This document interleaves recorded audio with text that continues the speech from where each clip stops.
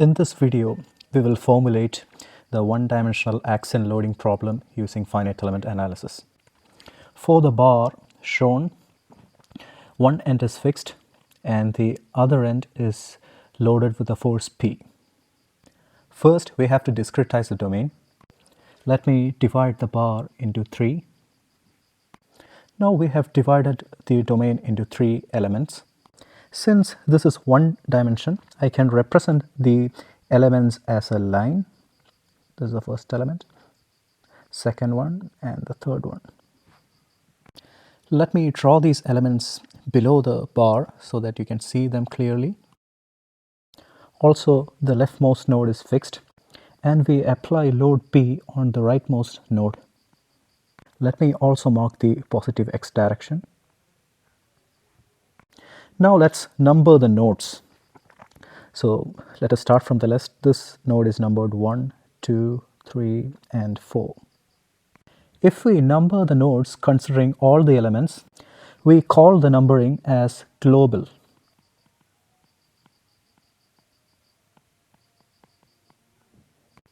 If we take each element separately and number them 1, 2 for the first element, the second element is also numbered 1 and 2. The nodes of the third element is also numbered as 1 and 2. That is, every element has 2 nodes and they are numbered 1 and 2. Then this numbering is known as local numbering.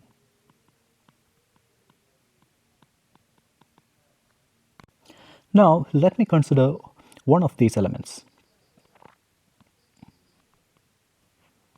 And let's ask a question, what type of element we should use, or how many degrees of freedom this element should have. For that, let us look into the problem again. There is a load P at the end, which means every node will displace towards right. This node will displace towards right, this will displace towards right. This node will remain there since it is fixed. So for the element that we select, each node should be able to displace in the x direction. Let us call the displacement at the node 1 as u1 and the displacement at node 2 as u2.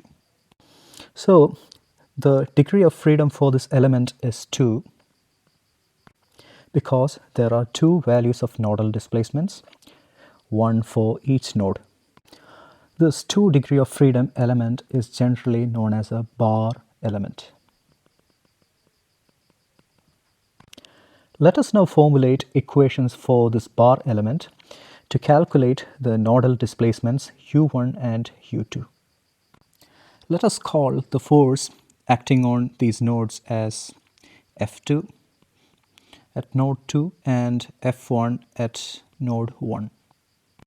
Let us also take the length of the element as L. Imagine that the element that we have isolated here is the element 2. We know that the bar as a whole is in equilibrium, which means this element should also be in equilibrium. For the element to be in equilibrium, we know that F2 should be equal to minus F1, which simply means that the magnitude of F1 and F2 are the same, but they are acting in the opposite directions. And since the load acting is P, this F2 is equal to minus F1 should be equal to P. So the element will have 2 nodes, 1 and 2, and the displacement at the node 1 is u1 and displacement at the node 2 is u2. The force acting at the node 1 is F1 and the force acting at the node 2 is F2. The length of the element is capital L. Also, F2 is equal to minus F1 is equal to the applied load P. Let me draw the axis. This is the x-axis. Let us take the value of x is equal to 0 at the left node. So the value of x at the node 2 should be equal to L since the length of the element is L. Our job is now to derive an equation to find u1 and u2 in terms of applied force. Let us start by writing an expression for the displacement u at any point inside the element. We know that the displacement u within an element can be written as n1 u1 plus n2 u2, where n1 and n2 are known as shape functions and u1 and u2 the nodal displacements. Now let us see how to select the shape functions n1 and n2. We know that for the element at the node 1, the value of x equal to 0, and the value of u at x equal to 0 is equal to u1. And the value of u at the right node is equal to u2, that is at x equal to L. Now let us substitute the value of u at x equal to 0 and x equal to L in the equation for u. At x equal to 0, the value of u is equal to u1. That should be equal to n1 u1 plus n2 u2. The left hand side of this equation will be equal to right hand side only if the n2 value is equal to 0 and the n1 value is equal to 1. Then we will get 1 into u1 plus 0 into u2 is equal to u1. Let me write this on the right side. At x equal to 0, n1 is equal to 1 and n2 is equal to 0. Now let us substitute the value of u at x equal to L. At x equal to L, the value of u is equal to u2, and that is equal to again n1 u1 plus n2 u2. Now this time the value of n1 should be equal to 0 because there is no u1 on the left side of the equation, and the value of n2 should be equal to 1. So at x equal to L, the value of n1 is equal to 0 and the value of n2 is equal to 1. The functions that we can use to represent the shape functions n1 and n2 can be polynomials. Let us take n1 is equal to a0 plus a1x and n2 is equal to b0 plus b1 into x. To find the value of the constants a0 and a1 and b0 and b1, we need to apply the conditions at x equal to 0 and x equal to L. So at x equal to 0, the value of n1 is equal to 1, and let us substitute that value in this equation. So n1 is equal to 1, and that is equal to a0 plus a1 into x equal to 0 into 0. This implies the value of a0 is equal to 1. And at x equal to 0, the value of n2 is equal to 0. Let us substitute that in the second equation. That is n2 is equal to 0. That is equal to b0 plus b1 into 0. This will give you the value of b0 is equal to 0. For getting the value of the other two constants, a1 and b1, let us now substitute the condition at x equal to L. So at x equal to L, we first substitute the value of n1. The n1 value is 0, and 0 is equal to a0 plus a1 into x equal to L. We already found the value of a0 as 1, so let us substitute the value of a0 as 1. This is equal to 1 plus a1 into L. This will give you the value of a1 as minus 1 by capital L. Now at x equal to L, let us substitute the value of n2. We know that n2 is equal to 1 at x equal to L, and that is equal to b0 plus b1x is equal to b0 plus b1 into the value of x equal to L into L. And we already found the value of b0 as 0. This is equal to b0 is equal to 0 plus b1 into L. This gives you the value of b1 is equal to 1 by capital L. Now we can substitute the value of the constants a0, b0, a1 and b1 in these equations. So we get n1 is equal to a0, that is 1, plus a1, that is minus 1 by L into x. Or you can write n1 is equal to 1 minus x by L. And the second equation, n2 is equal to b0, that is 0, plus b1, that is 1 by L into x. Or n2 is equal to x by L. We now have the shape functions n1 and n2 as n1 is equal to 1 minus x by L and n2 is equal to x by L. Let us now substitute the value of n1 and n2 in the equation. Displacement u is equal to n1 u1 and n2 u2. We get u is equal to n1 u1, that is 1 minus x by L into u1, plus n2, that is x by L into u2. So we have got an expression for finding the displacement u at any point within an element. The displacement u is equal to 1 minus x by L into u1 plus x by L into u2, where u1 is the displacement at the node 1 and u2 is the displacement at the node 2. But what we want is to have a relation between the applied force F and the displacement u. To do that, we should first go from the displacement u to the strain epsilon. Then from the strain to the stress sigma, and then from the stress sigma you can relate it with the applied force P.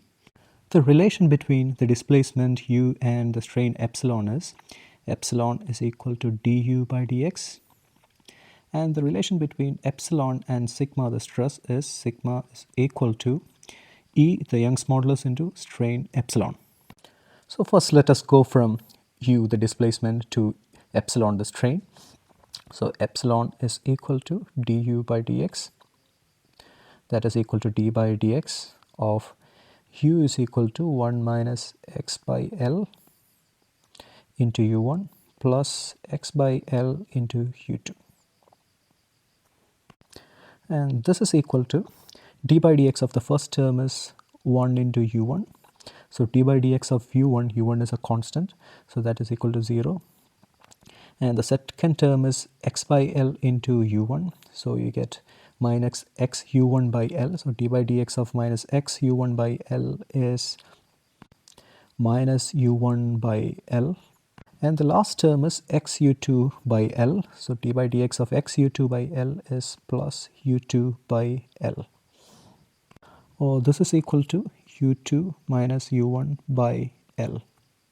So we got the strain epsilon, that is equal to u2 minus u1 by L. Now let us go from strain to stress sigma. So let us write sigma is equal to E into epsilon, and we know that epsilon is equal to u2 minus u1 by L. So E into u2 minus u1 by L. From sigma we go to P. We know that for axial loading case, the stress sigma is equal to the force P divided by the cross-sectional area A, or the force P is equal to the stress sigma into A. We already know the value of sigma, so let us substitute the value of sigma. Sigma is equal to E into u2 minus u1 by L.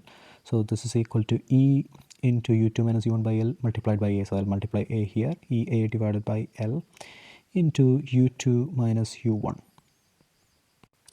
We have already said that the element is in equilibrium. Therefore, the forces F2 should be equal to minus F1. And since the applied force is P, this F2 is equal to minus F1 is equal to P. Or F1 is equal to minus P and F2 is equal to P. Now let me write the equation for F1. So F1 is equal to minus P, which is minus of EA by L into u2 minus u1.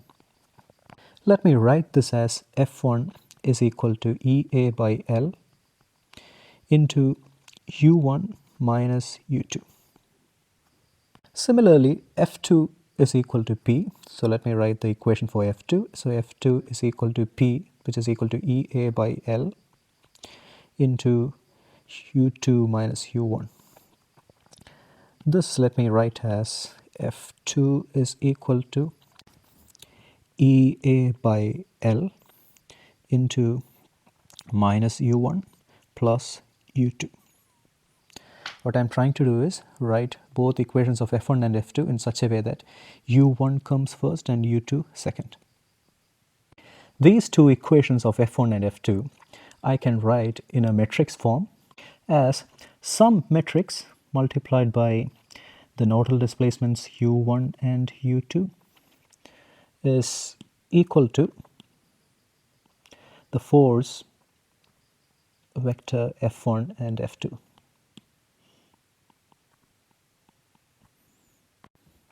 And this matrix would be EA by L.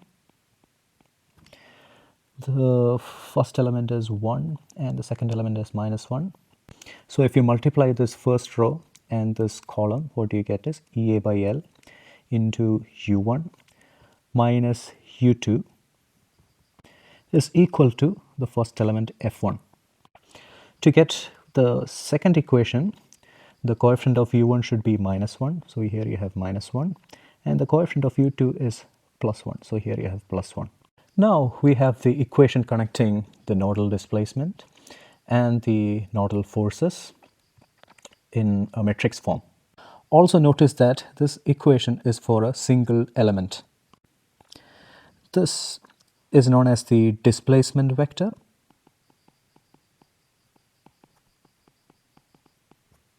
And this the force vector. This matrix is known as the element stiffness matrix. We can represent element stiffness matrix with Ke, the displacement vector in general u, and the force vector with F. We can write the equation, the above equation, in simple notations as Ke into u is equal to F, where Ke is the element stiffness matrix, u is the displacement vector, and F is the force vector or the load vector. Here also notice that I have represent the vectors as a column vector, and the column vectors are shown using the curly braces. If you take the example of a spring which is fixed at one end and which is loaded at the other end, we know that the end will displace some distance which is equal to delta, say. We can write the relation between the applied force P and delta as P is equal to K into delta, where K is the stiffness of the spring. This equation and this equation are very similar. That is why for this matrix K, we use a term known as the stiffness or the stiffness matrix. So what we have tried to do so far is to derive the element stiffness matrix of a bar element using a method known as direct method. There are other methods than direct method to derive a element stiffness matrix, some of which include calculus of variations or weighted residual methods. These we will see in another lecture. So I think this is a good place to stop. In the next video, we will see how to write the stiffness matrix for each element and then assemble it and finally solve the equations.